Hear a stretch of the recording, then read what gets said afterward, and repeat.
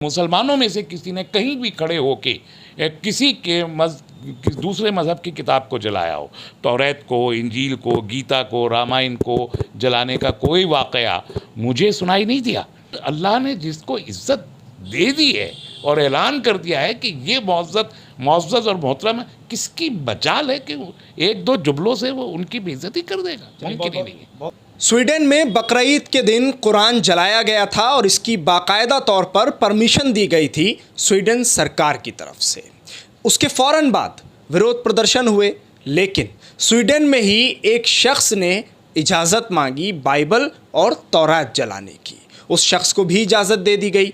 अब आगे आप जो कहानी सुनने वाले हैं वो बड़ी ही दिलचस्प है, क्योंकि इस शख्स का नाम है अहमद एलौश। ये मुस्लिम शख्स है, 32 साल का है। इस शख्स ने इजाज़त मांगी थी कुरान के जलाने के बाद अपना विरोध प्रदर्शन करने के लिए बाइबल और तौरात जलाने की। लेकिन जब ये शख्स इजरायली दूतावास यानी इजरायली एम्बेसी के बाहर पहुंचा बाइबल और तौरात जलाने के लिए, तब इस शख्स ने जो कुछ किया उसके बाद सबका दिल इस शख्स ने जीत लिया।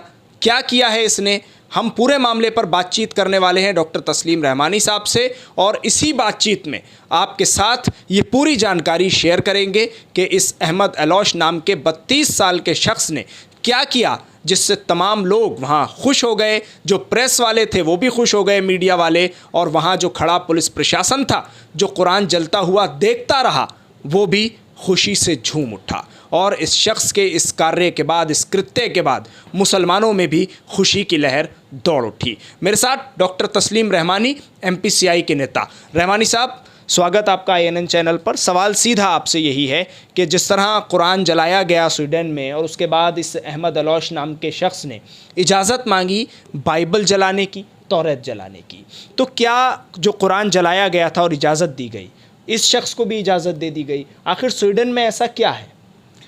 देखिए, पहली चीज़ ये समझनी चाहिए कि स्वीडन का कानून ये है कि वो कहते हैं कि फ्रीडम ऑफ एक्सप्रेशन सबको मिलना चाहिए। अब फ्रीडम ऑफ एक्सप्रेशन की कोई लिमिटेशन उनके यहाँ नहीं है। तो किसी ने कुरान जलाने की इजाज़त मांगी तो उन्होंने उसकी इजाज़त भी दे दी, किसी ने तौरात और बाइबल जलाने की इजाज़त दे दी तो उसकी इजाज़त भी दे दी।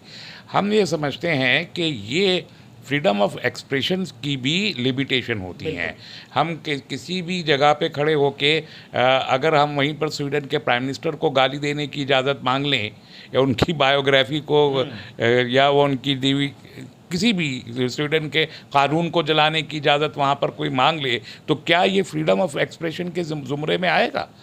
स्वीडिश कॉन्स्टिट्यूशन की कॉपी लेके कोई कहे कि मैं इसे यहाँ जला रहा हूँ, तो क्या स्वीडन की गवर्नमेंट इसको भी फ्रीडम ऑफ एक्सप्रेशन मानेगी? तो एक लिमिटेशन होनी चाहिए जिसे उन्होंने अपने यहाँ रवा नहीं रखा है। तो ये सबक है स्वीडन की सरकार के लिए कि कम से कम जो आसमानी किताबें हैं, और वहाँ तो बड़ी तादाद में ईसाई रहते हैं और कुछ ज्यूस भी रहते हैं, मुसलमान भी रहते हैं, तो तीनों ही आसमानी किताबों के हामिलीन मज़ाहिब के लोग वहाँ रहते हैं। तो स्वीडन की सरकार को चाहिए कि कम से कम जो आसमानी किताबें हैं, डिवाइन बुक्स हैं, उनको फ्रीडम ऑफ उनकी तजलील किसी भी अंदाज से हो, उसकी तजलील को रोकने का कानून वहाँ हो या फ्रीडम ऑफ एक्सप्रेशन से उसको मुस्तस्ना रखा जाए। ये साहब जो अहमद एलौश साहब हैं, मैं इनको सलाम करता हूँ और इन्होंने बहुत ही जहानत के साथ और बहुत ही समझदारी के साथ इस्लाम का जो पैगाम है वो वहाँ के मकामी ईसाइयों को और यहूदियों को दिया। क्योंकि जब इन्होंने इजाज़त मांगी तो इन्हीं लोगों, ये जो कुरान को जलाते हुए देख रहे थे और जलते हुए देख रहे थे और उस पर एतराज़ नहीं होने दे रहे थे और ये कह रहे थे कि फ्रीडम ऑफ एक्सप्रेशन है, और इनके दिल नहीं दुख रहे थे कि एक आसमानी किताब को जलाया जा रहा है, उसको डिफेंड कर रहे थे। अब जब इन साहब ने, अहमद एलौश ने इजाज़त मांगी तो इन्हीं लोगों ने एतराज़ात किए। वहाँ की जो जूइश काउंसिल है, क्रिश्चियन काउंसिल है, उन्होंने एतराज़ात किए, साहब आप हमारी किताब को क्यों जलाएंगे?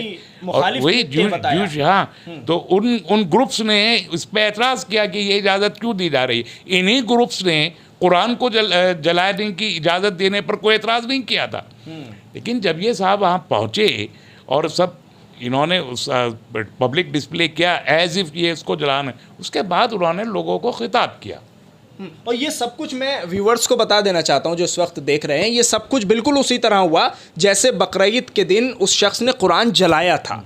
इस शख्स ने भी, अहमद उलूश जो कि 32 साल के हैं, इन्होंने भी यही किया।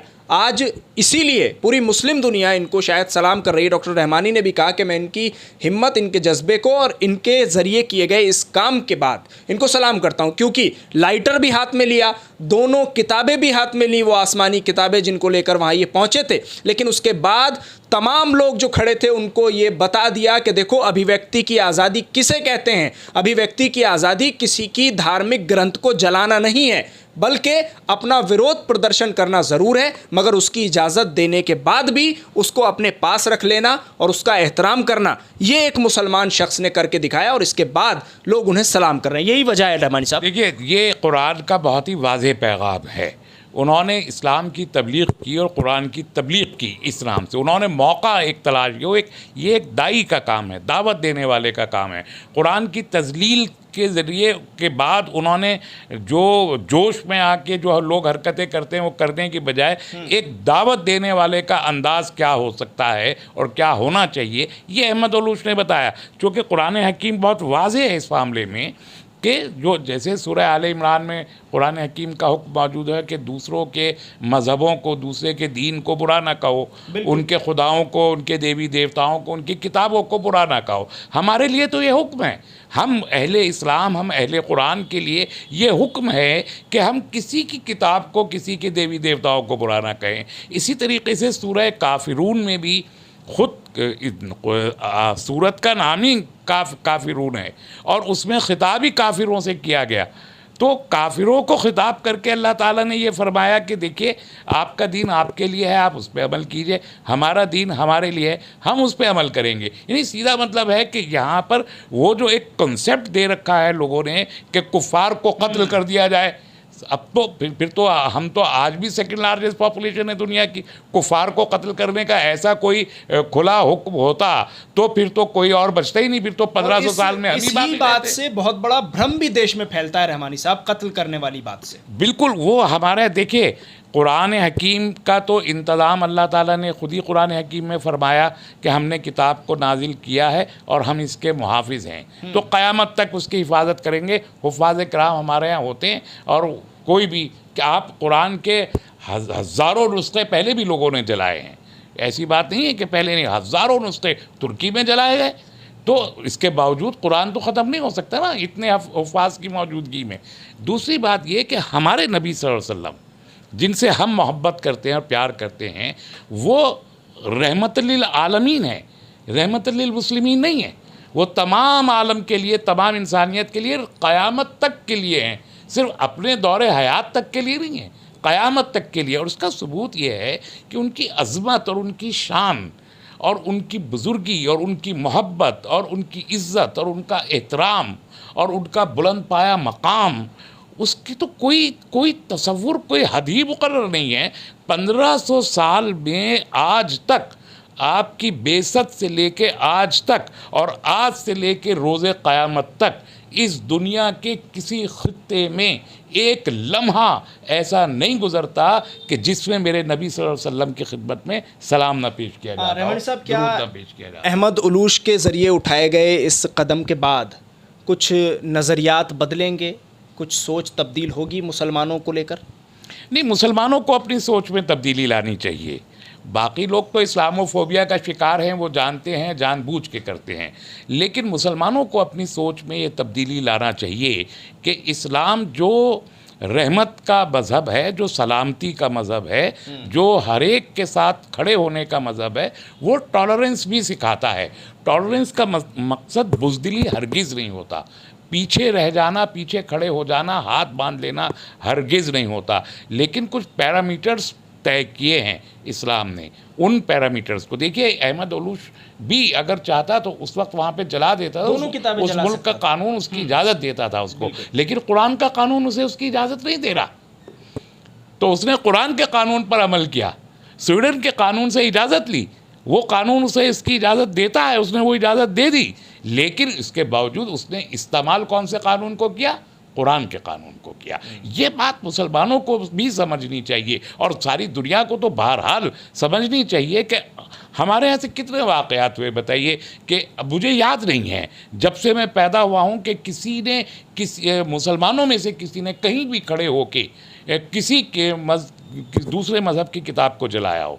तौरात को, इंजील को, गीता को, रामायण को जलाने का कोई वाक़या मुझे सुनाई नहीं दिया कि मुसलमानों की जानिब से ऐसा कहीं भी किया गया हो, वो चाहे इक़्तिदार में हो या वो माइनॉरिटी में हो, कहीं से मैंने ये कभी नहीं सुना। इसी तरीके से जो हम तो तमाम अंबिया अलैहिस्सलाम को मानते हैं, नबी मानते हैं, अलैहिस्सलाम कहते हैं उनको, उनकी खिदमत में भी सलाम पेश करते हैं, चाहे हज़रत ईसा हो, चाहे हज़रत मूसा हो, चाहे बनी इस्राइल के अंबिया अलैहिस्सलाम हो।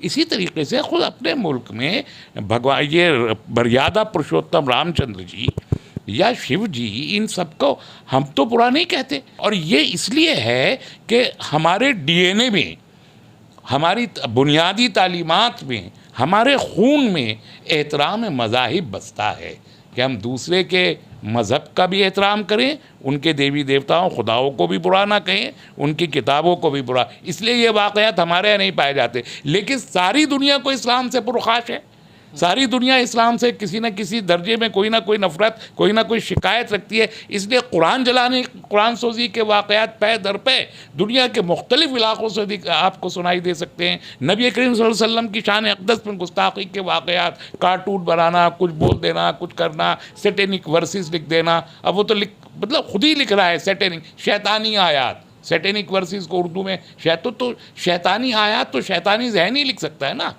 तो ये करके बेइज्जती करने की कोशिश करना, लेकिन अल्लाह ने जिसको इज़्ज़त दे दी है और ऐलान कर दिया है कि ये मुअज़्ज़ज़ और मोहतरम है, किसकी मजाल है कि वो एक दो जुमलों से वो उनकी बेइज्जती कर देगा? मुमकिन ही नहीं है। बहुत शुक्रिया रहमानी साहब बातचीत करने के लिए इस पूरे मामले पर। डॉक्टर तस्लीम रहमानी हमारे साथ इस वक्त मौजूद थे। तो सुना आपने कि किस लिए अहमद उलूश को आज पूरी मुस्लिम दुनिया सलाम करती हुई नज़र आ रही है। उसकी वजह यही है कि स्वीडन के कानून से इजाज़त ली दोनों धार्मिक किताबों को, आसमानी किताबों को जलाने की, लेकिन कुरान के उस कानून पर अमल किया कि जो सिखाता है कि किसी के देवी देवताओं को बुरा मत कहो, किसी के धर्म को बुरा मत कहो।